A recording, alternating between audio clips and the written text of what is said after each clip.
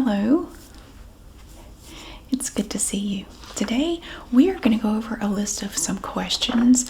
I posted something in my community tab one day last week and asked if you had any questions for me that I could answer in a Q&A, and I just went through there and I grabbed 30 of the questions. Some of the questions were asked more than once, and so hopefully this will cover a lot of stuff. Several people did ask, why don't you do a live stream to answer questions? Well, that was actually my first question. So I have 30 questions here, and I just put them on here. So I'm just going to go over them with you. Somebody asked, why don't you do live streams? You really should.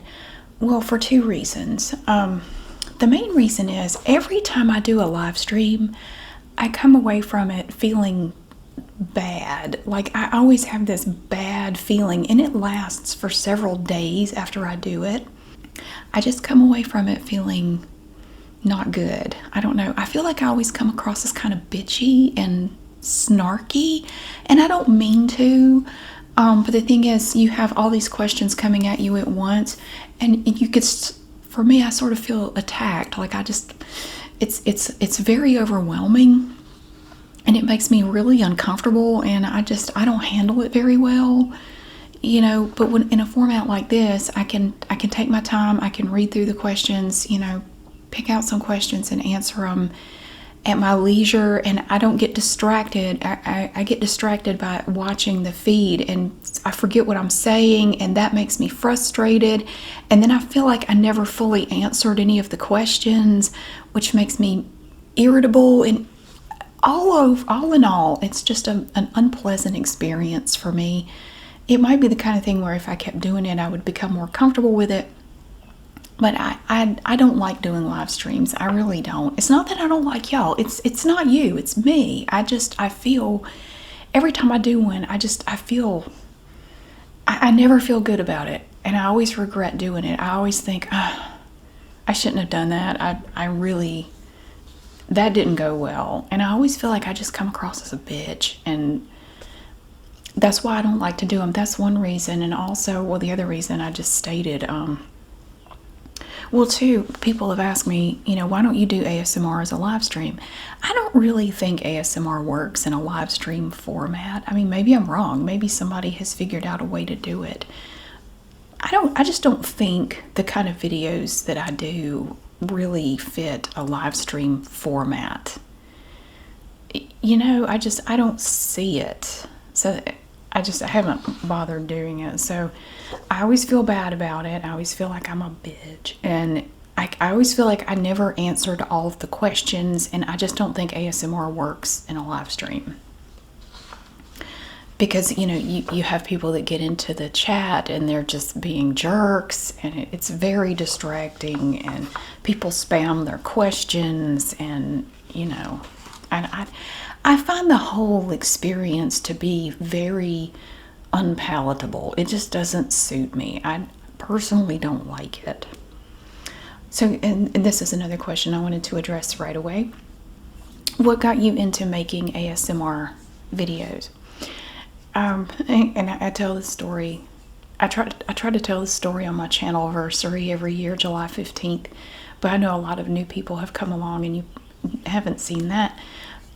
My therapist pushed me into doing it. It was something I had wanted to do for a while, but I didn't really have the confidence to do it. And I was going through a rough period of time in my life where I was stressed out. I've always been a people pleaser. And that's part of the problem too. If you're on the internet at all, any kind of presence on the internet, being a people pleaser can make your life hard. But in my own life, I was a people pleaser, and I was taking care of everybody but myself, and I was burnt out. And I went to see a therapist, and she was wonderful, and she said, you need to find something that you can do on a regular basis that's just for you, that you enjoy. Everybody else in your life can take care of themselves. They don't need you to do everything for them. Quit doing everything for everybody. Nobody is doing anything for you. Nobody is taking care of you. You're going to have to take care of yourself. So I told her I'd kind of thought about making videos for YouTube, but I mean, I don't know. And she said, just do it. Just make a video. And if you don't like doing it, don't do it anymore. Because I said, well, what if I do it and I don't like it? Well, then don't do it anymore. Find something else, So I made one video that night, and that was July 15th, 2015. And I loved it. I couldn't wait to make more. And it just became my favorite. It was just my favorite my thing that I could do, a couple of nights a week. Just have 30 minutes to just sit down and do that. And, just everybody leave me alone. Go somewhere else. Leave me alone. Take care of yourself. I'm going to be in here. I'm going to do this. And it was a thing just for me. I didn't think anybody would want to watch it, though. I wasn't doing it for other people. I mean, it was cool, though. It was cool because people started to watch, and I was shocked, honestly. I really wasn't expecting that. I was just doing it for fun. And I never imagined it would become what it is now. That was not what it was supposed to be. But that's what it became, and I still can't believe it. It just started as something that I was doing for myself. I don't know if the question is on here, but I know some people asked me, how did you grow your channel, or what kept you motivated when you had a small channel? Well, I wasn't doing it for subscribers or money, or I wasn't doing it for any of that. So that was never my motivation. I did it because I enjoyed it. And I think you have to really enjoy it. If you don't enjoy it, you're not going to stick with it anyway. If you're trying to do it to get rich, that's not going to work. I mean, you really have to love it. And I really did. And I hope to continue doing it. I do want to address, I'm still dealing with Google AdSense. They haven't responded to my appeal, which I filed 3 weeks ago. My ad revenue is still cut in half, and it continues to kind of fall. It's still slowly falling, even though I'm now doing 2 videos a day on this channel. It's still falling. So I am actively seeking a full-time job. Again, I was working part-time. I will be going back to work full-time, which means I won't be able to make anywhere near as many videos as I do now, because I'm just not going to have the time or the desire to do it. But it does mean I can get back to just doing it when I want to. And, so I don't know what to do with Google. I have tried contacting YouTube creators on Twitter. They just tell me to wait. There's nothing we can do for you. If you file an appeal, you're just going to have to wait, and they'll get to you when they get to you. I have gotten nowhere with them. So, but yeah, it will affect videos. As soon as I get a full-time job, you won't be seeing me as much anymore, unfortunately, and I will let you know about that when that happens. So the next question is, what were your pregnancy experiences like? Well, I could do a whole video on that. Very different. Both of my pregnancies were very different. I have 2 boys. I have an 18-year-old and a 13-year-old. And I mean, they were good. I was lucky. I didn't have any serious problems with either pregnancy. 2 healthy boys, no problems with them. I'm very grateful for that. I know people who have really struggled with infertility issues and problems with their pregnancy and other stuff, and that wasn't the issue for me. So I'm very grateful for that. My first pregnancy was pretty normal, I guess. I mean, it wasn't anything really crazy or weird about it. My second one was more difficult. I had more health problems with the second one. I had my first child at 31, my second child at 35. Big difference. I don't know if it had to do with the age. I was 4 years older, but I had a lot of health problems. Nothing serious, but I did have some issues when I was pregnant with my second child that made me pretty miserable pretty much the entire time. It was not fun. I had a lot of issues with, I had carpal tunnel in both arms, wrists, the nausea the entire time. I was nauseous pretty much the entire 9 months. Fatigue. Oh Lord, so many problems. Severe migraines, which they wouldn't let me take anything for. Just it was rough. And I continued to work full time through both of my pregnancies. Actually, I was at work when I went into labor with my second child. So, yeah. What were they like? I don't want to focus on the bad stuff. I want to focus on the fact that they were good. My children came out very healthy and robust, and they were good. They were good. I'd do it all again. It was worth every bit of morning. I didn't have morning sickness. I had morning, noon, and night sickness pretty much, and it would get worse as the day went on. It was worth every bit of it. My pregnancy experiences were good. Okay. If you could go back to being 18 and go into any career, what would it be? Well, now that would depend. Are we talking about being 18 now or being 18 when I was 18? Because the job market and the economy and everything were very different back then. If I could go back to 18, I'd do exactly what I did. I went to college and I have 2 degrees. I have a degree in psychology and a degree in English. I wouldn't do anything different. I'm very happy with the way things turned out. I wouldn't change anything about it. But back then, you know, if you had a 4-year degree, you could get your foot in the door in a bunch of different companies. It was a good way to get a start, like in an entry-level position in a good company. But now, I mean, a 4-year degree really isn't a guarantee of anything. Honestly, and I've discussed this on my vlog channel, if I were 18 now, and I have an 18-year-old, my son is 18, and we've talked about this. What would I do if I were 18 at this point? I don't know that I would go to college. I might. It would depend on what I wanted to do. If I wanted to do something that specifically required a degree, like if I wanted to be a teacher or a doctor, something like that, I would go to college. I had to wait for the trash truck, sorry. If I were 18 today, what would I do? I would be very interested in going into welding, honestly. I've looked into it. My son was looking into some different jobs, and I did a little research on welding.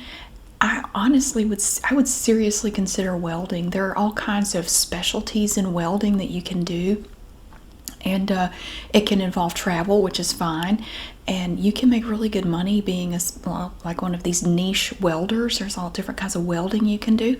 I would seriously consider going into that. That would be at the top of the list of things I would do if I were 18 today. That's what I would do. Do you ever find it hard to share your life through video with so many people / strangers? Well, it's weird because, you know, I'm in my room by myself. Well, I have a cat in here sleeping on the bed, but I'm by myself. So I talk to myself all the time. I have talked to myself all of my life. My mother does it. My grandmother did it. I'm used to hearing my own voice all the time. So being in here talking about my life, it doesn't feel any different from just talking to myself. I don't feel self-conscious at all. Some things I don't like to talk about because it's too personal. There are aspects of like my family or the whole experience in the cult. You know, it's not a lighthearted, fun topic for me to discuss. So a lot of it I would just rather not talk about. But I feel pretty comfortable talking about a lot of stuff because there are a lot of things that I think need to be talked about more, things that we don't talk about enough, like family dysfunction, dealing with toxic people, eating disorders. I dealt with that, and so really I don't find it hard to talk about stuff. Most things, I did struggle a little bit. I made a video on my vlog channel about my experience with anorexia, and that was hard because it was the first time I'd ever talked about it like publicly. I've never really, like, ever in my life ever talked about it. I never sought treatment for it. I just never talked about it. But I think it was good for me, and I did want to talk about it because I think more people do need to open up and talk about it. So that's why I did it. It's on my vlog channel, Everyday Mary. If you want to see it, it's in there somewhere. So that was tough, but I don't regret doing it. I'm fine. I don't, you know, that I've been a healthy weight now since I was in my mid-20s. So, you know, it's not something that ever completely goes away. It's something that I have to be mindful of. Even now, I'll be 50 this year, but I still that tendency is still there, but I just have to be mindful of it. But anyway, I don't really find it hard to talk about things. I think part of the problem with a lot of people in my family is they don't talk about things and they bottle things up, and then it just explodes one day out of nowhere. And I try to avoid that myself. I do try to talk about things so it doesn't become a huge issue at some point in the future.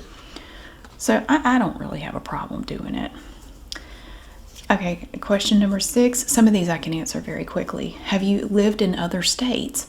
Well, I've lived in North Carolina all of my life, except I did live in Illinois for about a year when I was younger, when I was involved in the cult. And if you aren't familiar with my whole cult thing, I was in an abusive church for a little over a year, and I lived up there to be a part of it for about a year. I was engaged to one of their members, and we got married up there. I've talked about it some. I wrote a whole book based on the experience and the experience of other members that I talked to afterwards. It's called River Road. If you look in my playlists, you can find the River Road playlist, where there's a 17 video series where I read the book to you. It's a fiction novel, but it has some stuff in it from my experience as well as other people. But other than that 1 year, I've lived in North Carolina all my life. Let's see, number 7. What did you think you would do when you grew up? I didn't know.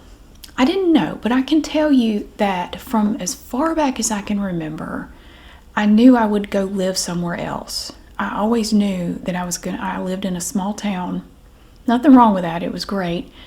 But I knew I wasn't going to stay there. I just felt like I was meant to be somewhere else, but I didn't know where. But I didn't really worry about it.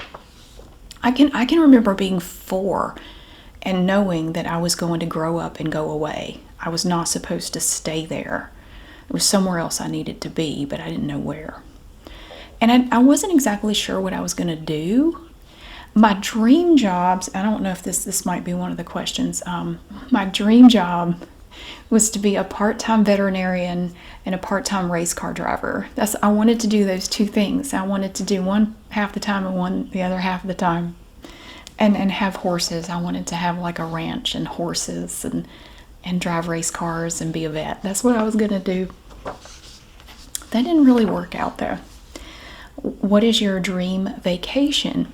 Scotland. I still want to go to Scotland. We were going to go, I had it all planned to go in 2020, but COVID kind of said, no, you're not going anywhere. So we didn't go, and I took the money I had saved up and I put it into getting some more stuff done. I've done a lot of work on this house since we bought it almost 6 years ago.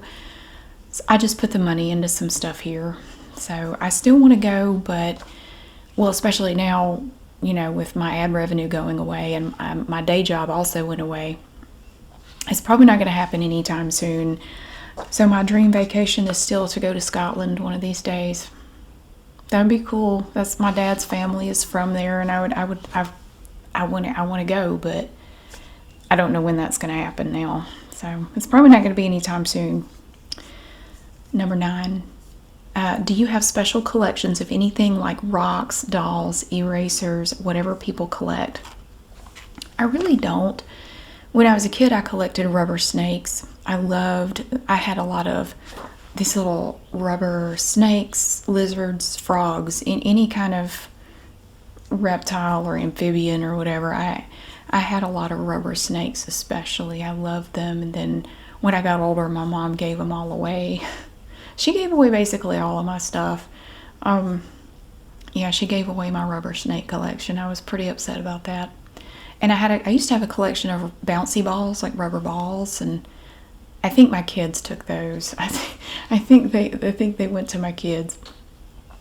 Anymore, I don't really collect anything because I don't like a lot of clutter.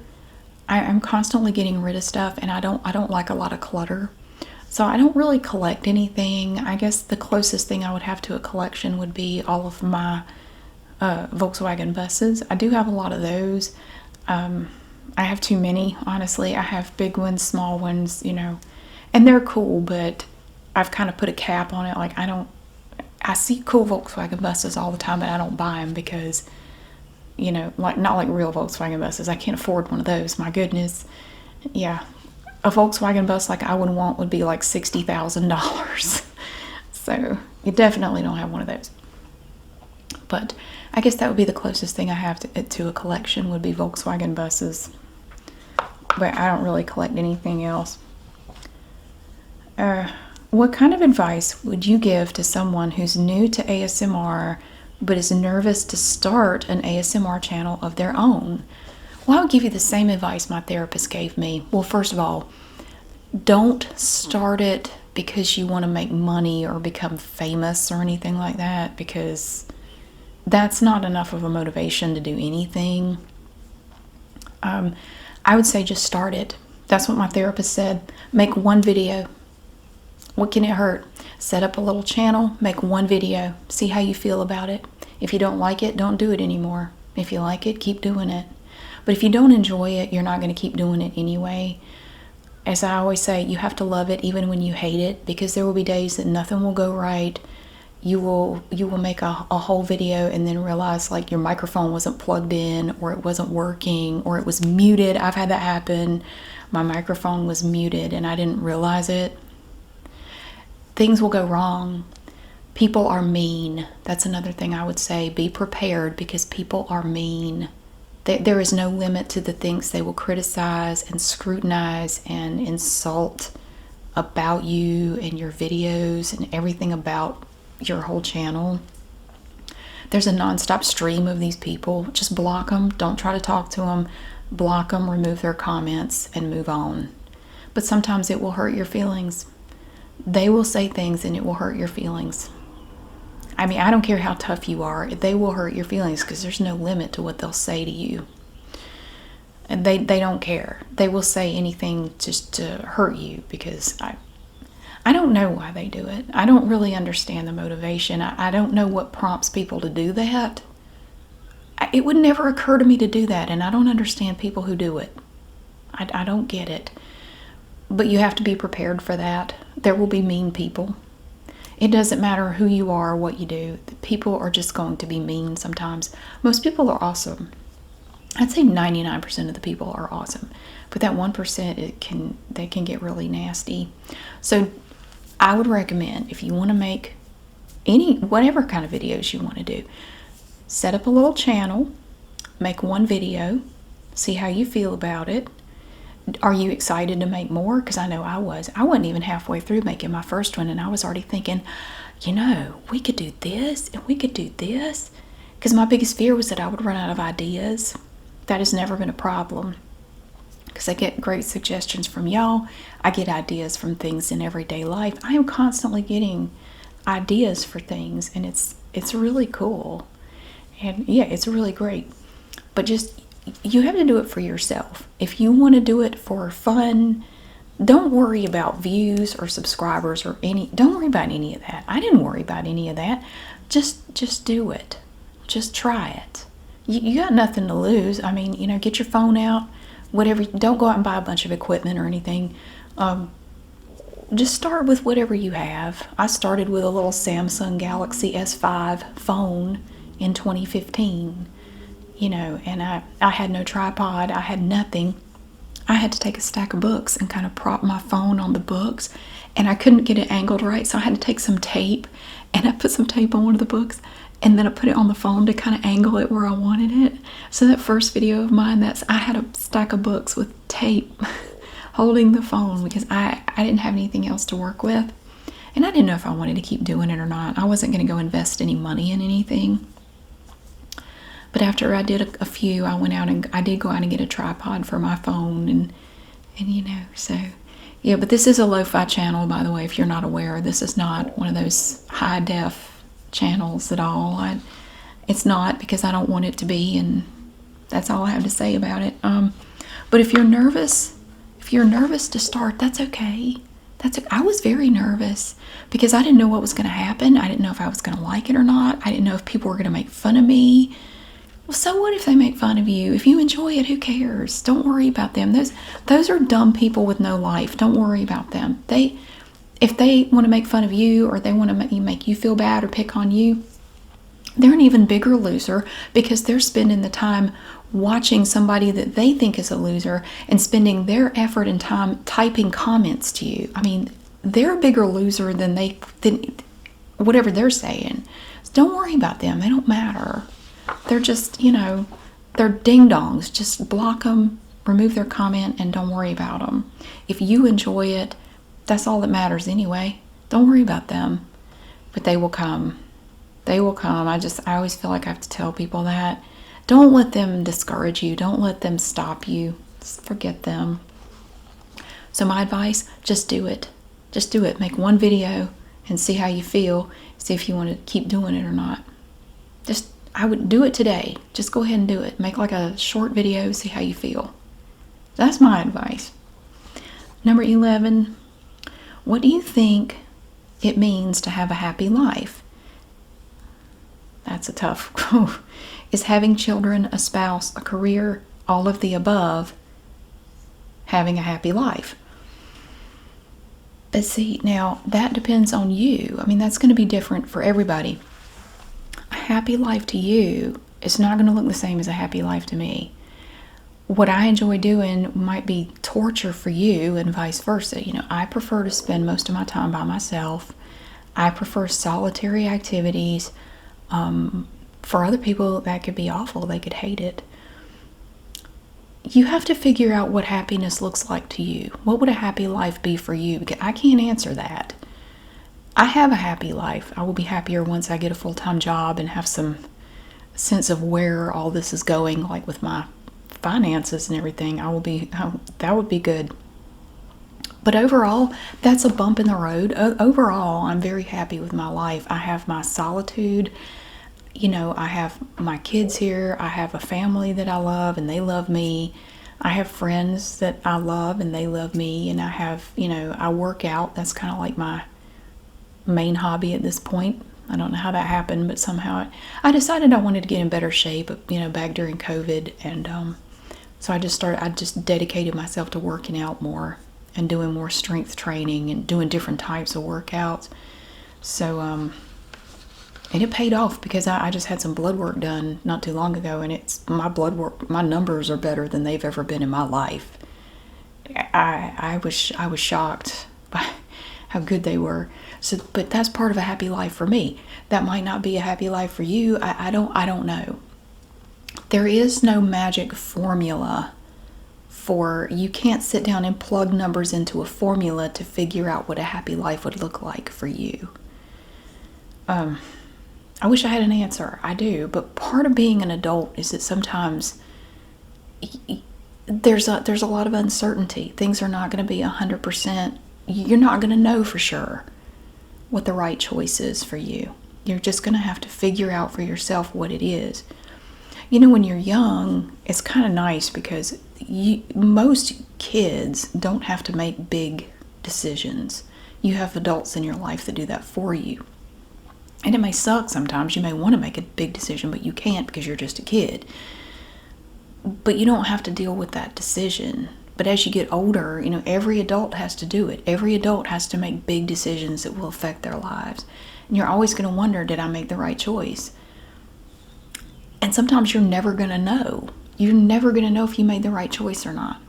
But if you made a choice, most of the time, if you made a choice and you're not happy with it, you can change. You can always change the path and the course of your life. So if you feel like the path that you're on right now is not leading you to a happy life, you can change it. You can look at your situation and say, well, what about this is not good? And can I do anything about it? Sometimes you can't, but a lot of times you can. And I guess it comes down to, you're not going to be happy all the time. You're not. You're never going to be happy all the time. There are going to be periods of time in your life, like what I'm going through right now. I am happy, but I'm not happy with the financial stuff in my life right now. I'm not happy at all about that. But I'm not going to let that color my perception of my overall satisfaction with my life. You're going to go through bad stuff. Everybody does. But don't let a short bad period convince you that you have a bad life. Look at your life in total. You know, how does it look to me overall?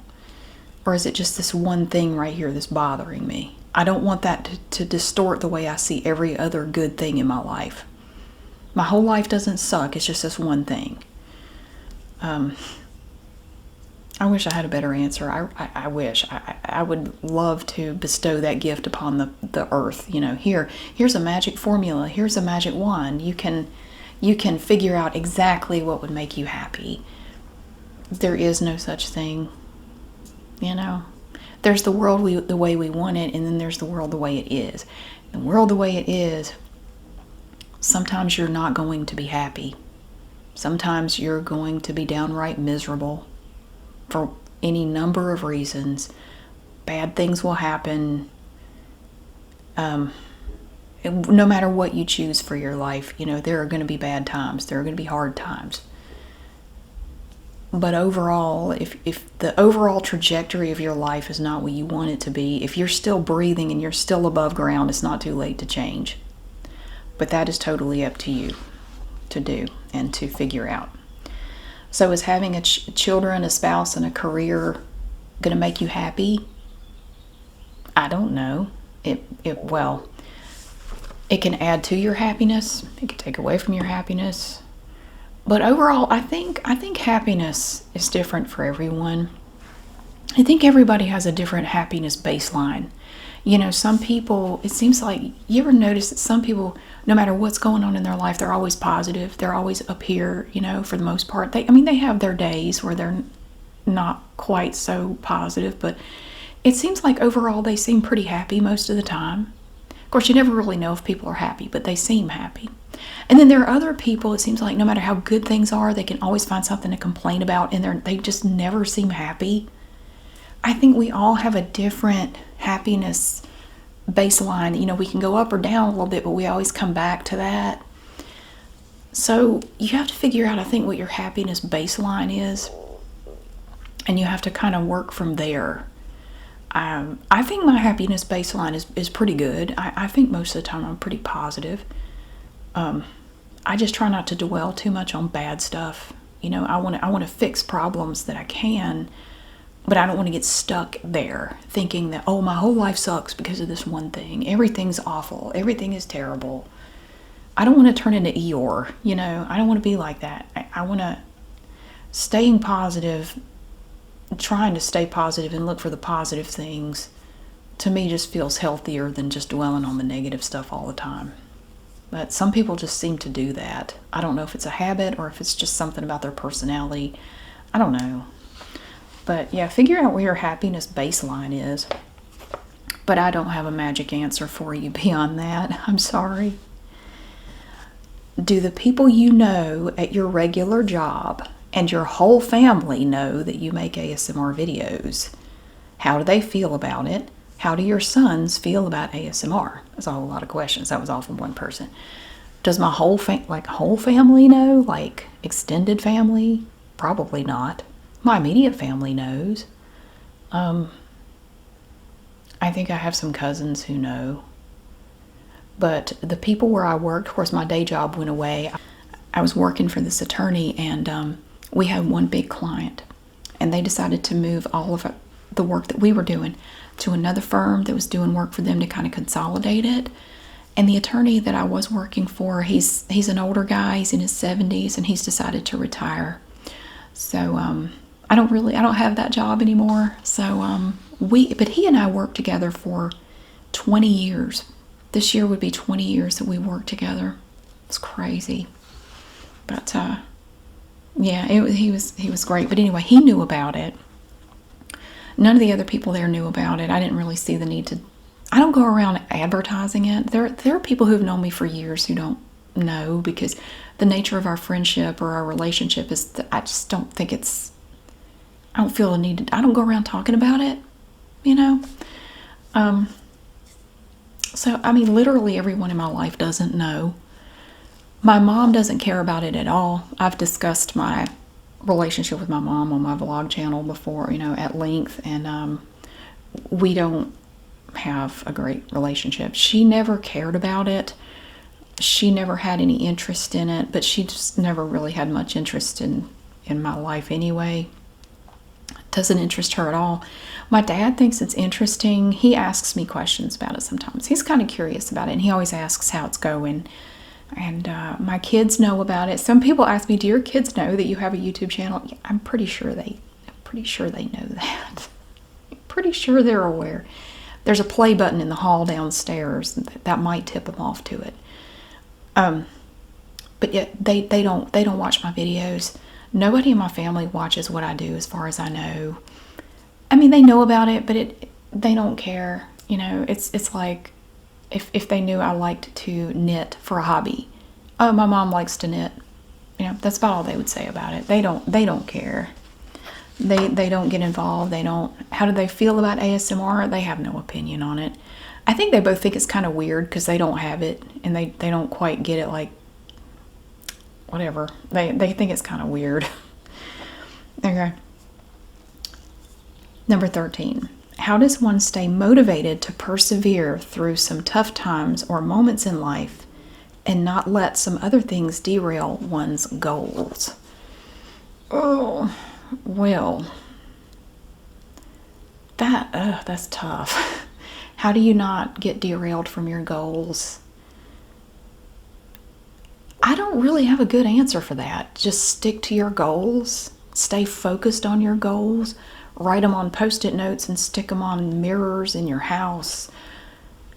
But see, like, I have a goal right now. I've had this goal for years, and it seems like every time I think I'm making headway, something distracts me from it. I've been trying to write a sequel to River Road for an embarrassingly long time.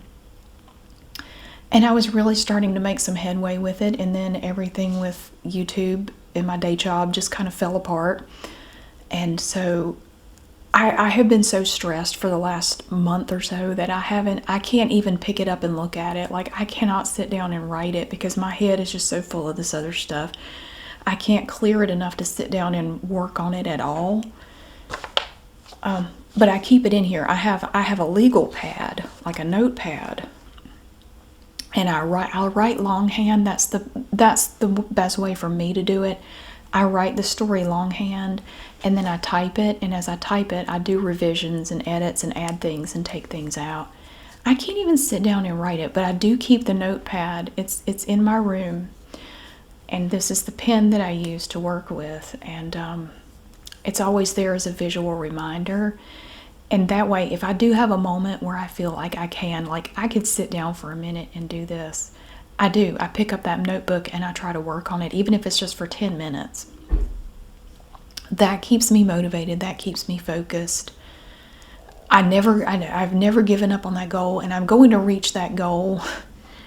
So help me, I'm going to finish that book one of these days. It's don't give up on your goal. Don't give up on your dreams. Find a way to remind yourself, however works for you. Look, hey, there's still this thing we want to do. Don't forget about that. And don't let other people try to get you to not do that. You may have people in your life that, they want to try to maybe make fun of your goals, or like, oh, you're never going to do that. I would avoid those people if possible. And if nothing else, tell them to knock it off. What is it? Why are they so invested in you not reaching your goals? I mean, that's something to think about too. Like, why do they not want you to do well? Or why do they not want you to achieve anything? That says a whole lot more about them than it does you. Like, I don't know that I would want to be around somebody like that. Because I'm all about encouraging people to reach their goals, because I think that's wonderful. It takes nothing away from me. So, yeah, if you have people in your life that don't want you to reach your goals or work toward a goal, that's some toxicity right there. So how do you stay motivated? That's going to be up to you to figure out, because different things motivate different people. You could try scheduling time to work toward whatever your goal is. You can schedule time in your calendar, like, okay, Saturday morning from 8 to 10, I'm going to work on this goal. And just put it in your calendar. That way you can't use the excuse that you don't have time. You do have time. You got 2 hours right there.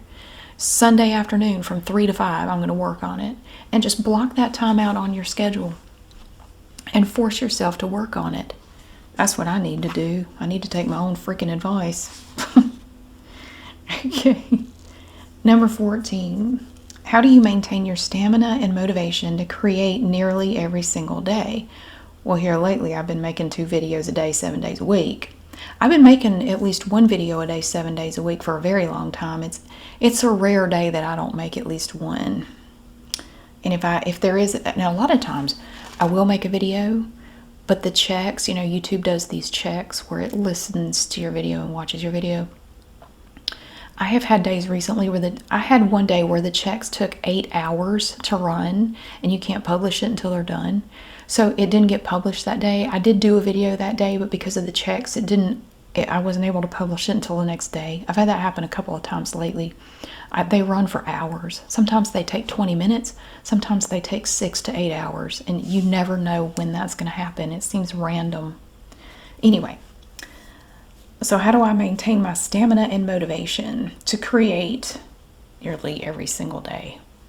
Well, I enjoy it. I think the biggest motivator for me is that I personally enjoy it. Making 2 a day is starting to get to me a little bit, but because of my ad revenue drop until I get a full-time job, I'm doing 2 a day to get a little bit more money, to pay for bills and stuff. Once I get a full-time job, I won't have to do that anymore. I may only make like 3 videos a week. I don't know yet. It depends. I'll just have to wait and see. So how do that's a big thing for me. And another thing one thing that works really well for me is that I hate sitting still. My grandmother was the same way. My mom's mom, she could not be still. She was always doing something. It's like she just had limitless energy. She dealt with a lot of anxiety, and I do too. But if you can learn to harness that anxiety and that energy that comes along with it, that nervous energy, you can do a lot with it. You just have to learn to take that energy and direct it into productive stuff. And that's what I try to do most days. Otherwise, I would just sit around fidgeting all day long. I fidget. I catch myself doing that. She was the same way. But I'm always motivated to do something. I like to be productive. I like to do stuff. So I take that and I use it to my advantage. And I just have in my mind okay, today I want to do these things. And I have just this little list in my head, and I just try to check them off as I go. So that's my superpower, is that I cannot sit still. I cannot just sit and do nothing. The downside, though, is that if I want to just sit down and watch a movie, I can't. I get up 2 or 3 times during the movie to go do something. Like, oh, let me go take care of this. Oh, let me go do that. So it's very hard for me to sit still. I need to make myself do it, but it's hard. Also, a related question, how do you plan out your content? This made me laugh because I don't do this. Spreadsheet, 6-month timeline. Do you know how I decide what I'm going to do? A lot of times I decide it literally when I sit down on this stool right here. What are we doing today? I don't know. You want to do that? Okay, that's just a conversation I have in my head. And sometimes I'll be thinking about it in the morning, and I'll go, let's do this video today. And then I get ready to start, and I will sit down and go, you know what? I don't want to do this. Well, what do you want to do? I don't know. Well, you got to figure out something. And I'll just look around like, you want to do that? Yeah. Okay. That's how I decide. There's no plan. There's no rhyme or reason. Every day, if at all possible, I do the video that I want to do. There's no spreadsheet. There's certainly no 6-month plan. No, I decide it every single day. And sometimes I can think, well, tomorrow maybe I'll do this. And then tomorrow comes and I'm just like, I don't want to do that. Now, I have no desire to do that video. So I don't. And I just do something else. But I try to do at least 1 video every day. The trash truck is back. Okay. One question I have is, why are garbage trucks' brakes so squeaky? Why are they so noisy? They're all like that. It's trash day here, recycle day, and bulk waste day. So there are 3 different trucks that come down my street. And they all have these squeaky brakes. And is it because they're like hydraulic? Or I don't know. I don't understand how that works. But they're they're all noisy. Okay. Let's see. So yeah, I don't have a spreadsheet. I don't have a plan. There's no plan to this. There's never been a plan. I just do whatever video I feel like doing that day, if at all possible. If I have the time to do it and the stuff to do it, that's what I do. If I feel like going to organize nail polish and I have time to do it, I go do it. If I want to read a book, I read a book. If I want to look through jewelry, I look through jewelry. I mean, there's no plan. There's no plan to any of this. There never has been. It's just chaos back here on this side of the screen. That's the way it's always been, and that's the way I enjoy it. Okay. Number 15. This is going to be the last question for this particular video. I'm going to do a part 2 to answer the other 15 questions. Do you have a favorite type of ASMR to make? I don't. I really don't.